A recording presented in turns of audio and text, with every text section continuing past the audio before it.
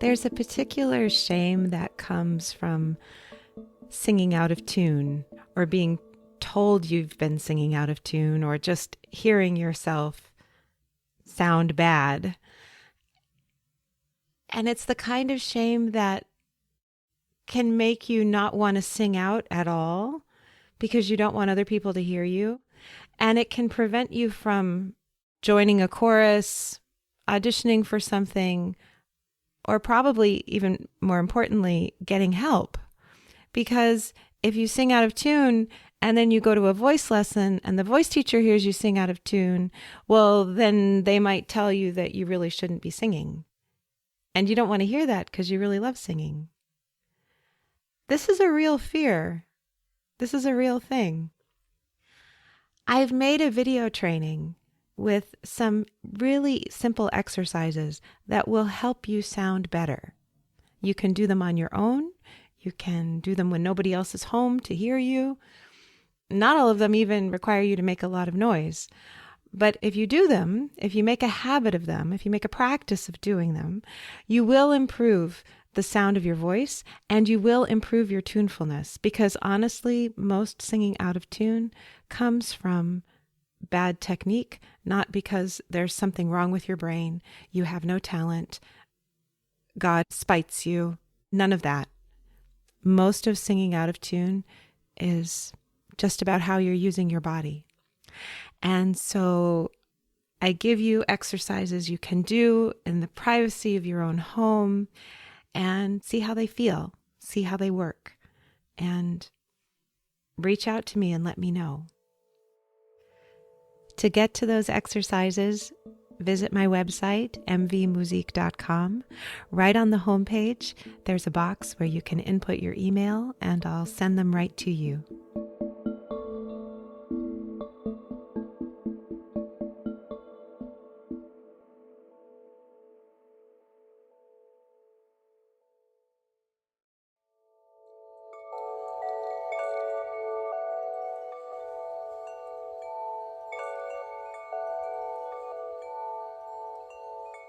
Your voice is unique to you. It grows as you grow.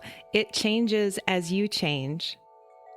If you're curious about the relationship between your voice and your body, your heart and your mind, welcome.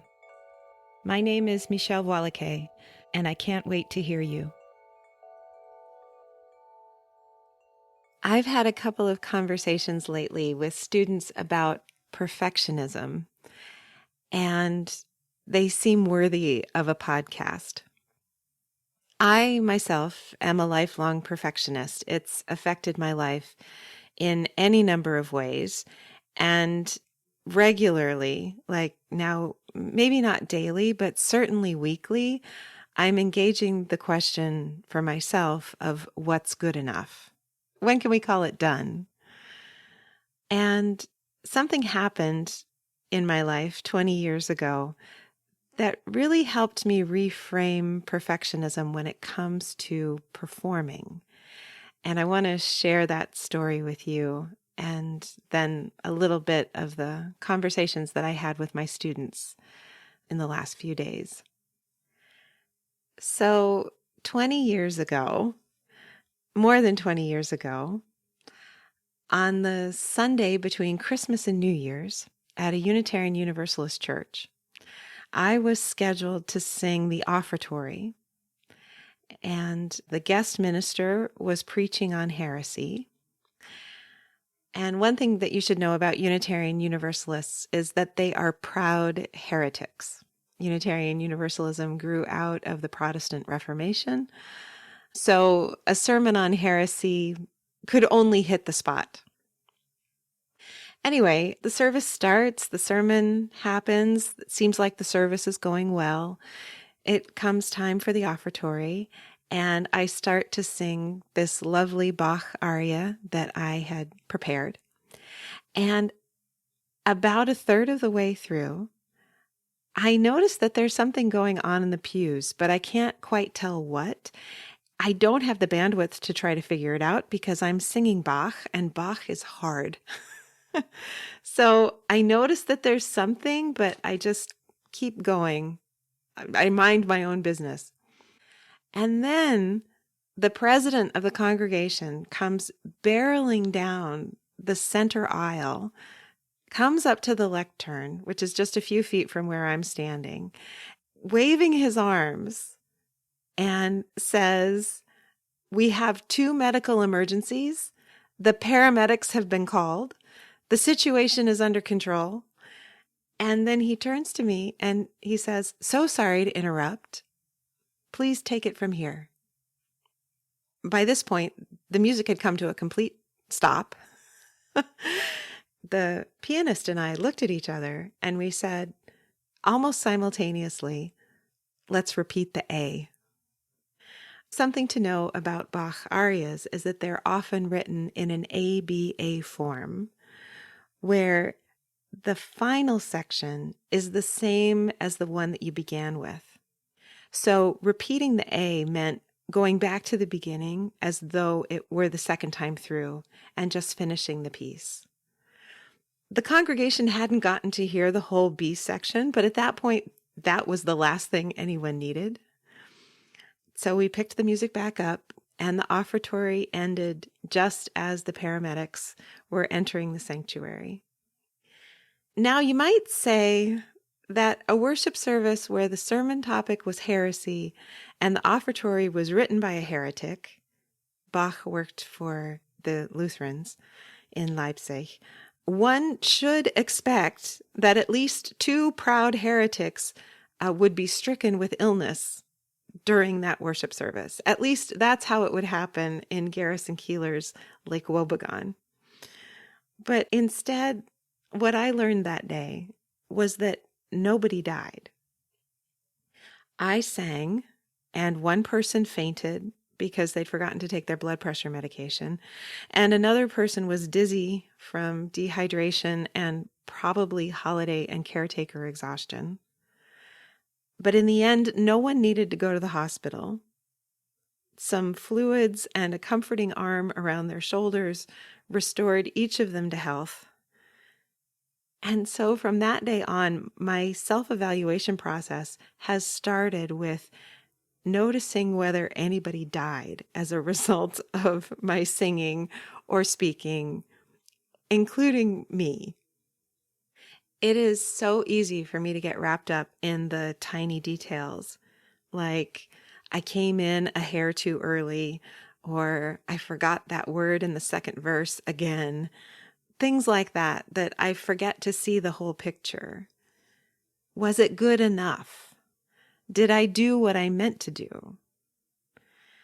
So reminding myself that nobody died helps me stay focused on the overall impact of my performance and not whether it was perfect to some nebulous standard that doesn't even really exist. And thank goodness, so far, nobody died has always been true. So rather than engaging in a conversation about whether or not something was perfect, I ask myself 5 questions. The first question is, did anybody die?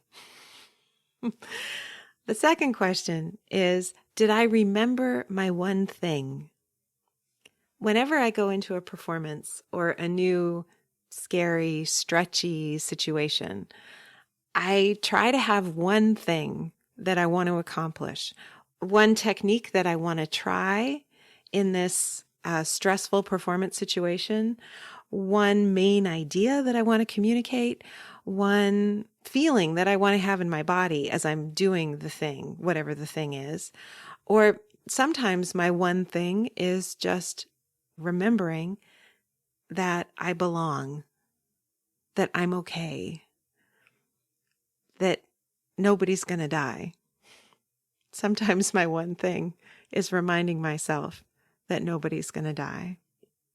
So notice number 2 is, did I remember my one thing? Did I remember it? Not did I execute my one thing perfectly? Number 3, how do I feel now that it's over? Number 4, what happened that I didn't expect? And number 5, is there anything that I would change for next time? So let me point out again, notice that these questions are not, did it go perfectly? The questions are not, did it go well? Rather, the questions are, did one thing go well? Did I remember one thing? Because perfection is not humanly possible, but we can always find one thing to do. We can manage to do one thing.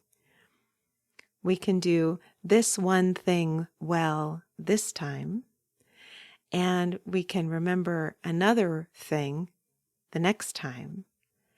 And working on ourselves, working on our skills one at a time really is the fastest and most durable way to improve, because you're stacking things one on top of the other, rather than trying to remember all of them at once and getting nowhere fast. So perfectionism is definitely a tough nut to crack, but I find for me, it's a daily practice, daily-ish, weekly, depends on where you are in it.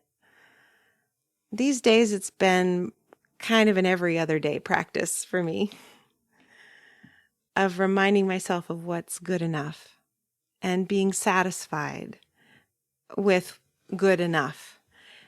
Also, embracing the growth that comes from making mistakes in public and realizing that nobody died because I made a mistake. So in the example I gave you, 20 years ago, I didn't make a mistake. I just happened to be singing when a couple of people fell ill. But I have also made mistakes in public, and nobody died.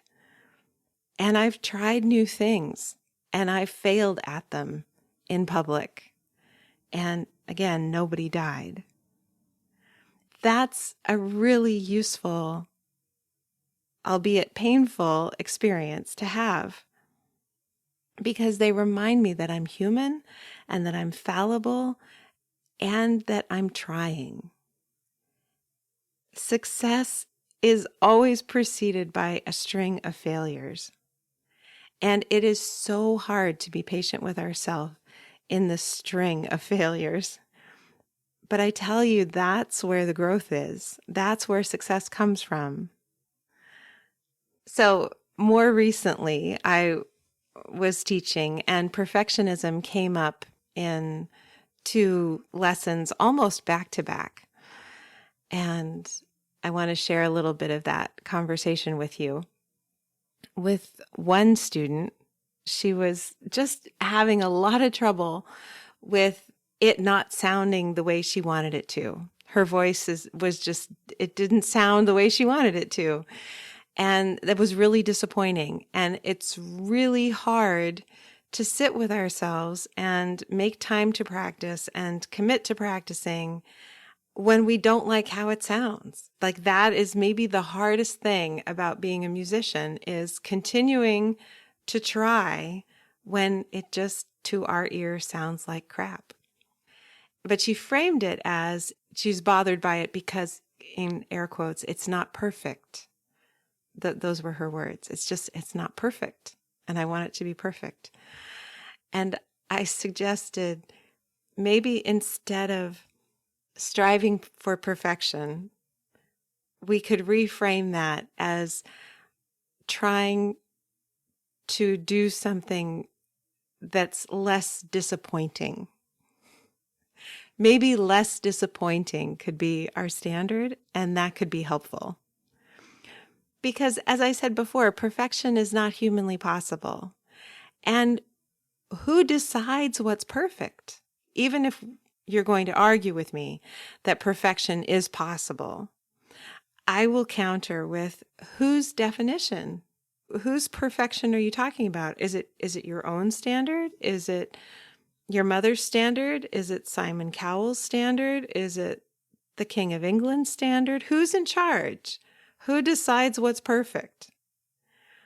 And how do we know that they've approved of what we've done? I think the whole endeavor is just really crazy making, trying to be perfect, but less disappointing is totally accessible to all of us. We know what disappointing is, and we can just strive to be a little less disappointing the next time. And then the second conversation was with a student who was talking about how she finds it difficult to polish her songs. She loves learning new music and, figuring it all out. She's got a great musical brain. She loves jazz. So when she's learning a piece of music, she's learning all the chord changes. She's learning the melody, but she's also learning how her favorite jazz singers have interpreted that melody. She's doing a lot of musical research and musical exploration, and it's great.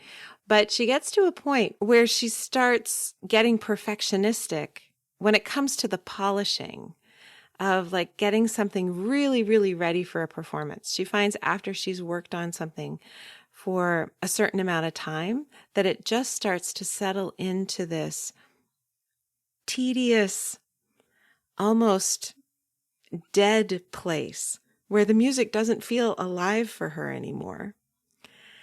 And that makes it harder to perform because she doesn't quite make it past the point of not worrying about making a mistake. So when I'm thinking about polishing a piece of music, I'm thinking about knowing it well enough so that when I'm in a performance situation, if anything goes sideways, I don't get lost. I know the thing well enough that I can keep track of the part that I'm responsible for. This is particularly important when you're making music with a jazz combo or in any kind of ensemble where it's more than just you, even if it's just you and an accompanist. Like to really feel like you know it well enough so that you won't get lost, that's golden. There's so much confidence that comes from that.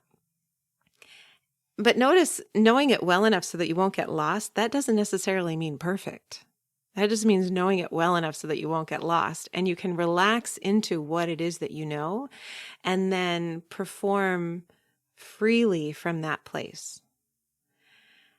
And so my thought about polishing, can we think about polishing as just really feeling ready to go play?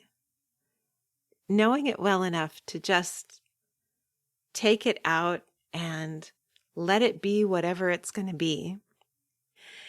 And if it doesn't go the way it went in rehearsal, well, in the case of jazz, that's jazz.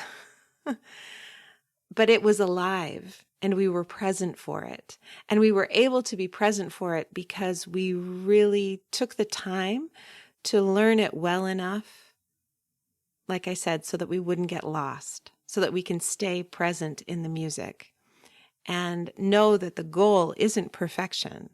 The goal isn't a perfect performance, but the goal is a performance where we remain present to all the music, all the beauty, all the wonder that's contained in the song. So I hope this reframing is helpful for you. If you struggle with perfectionism, my heart goes out to you. I'm in those trenches with you. I don't want your desire to be perfect to keep you from sharing your gifts with the world. You're already good enough, and we need you. We need your art. We need your music. We need your poetry. We need your wisdom. We need your loveliness. We need you. The world needs you. We don't need perfect. We just need you. Thank you so much for listening.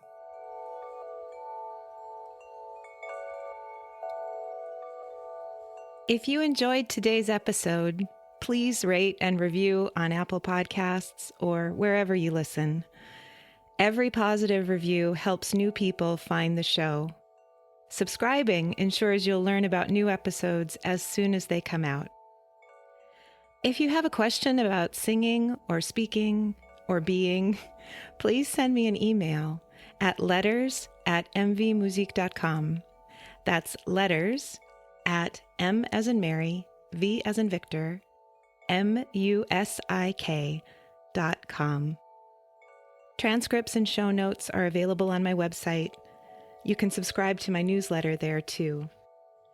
Can't Wait to Hear You is produced in conjunction with Particulate Media. I'm your host, Michelle Voilacquet. I can't wait to hear you.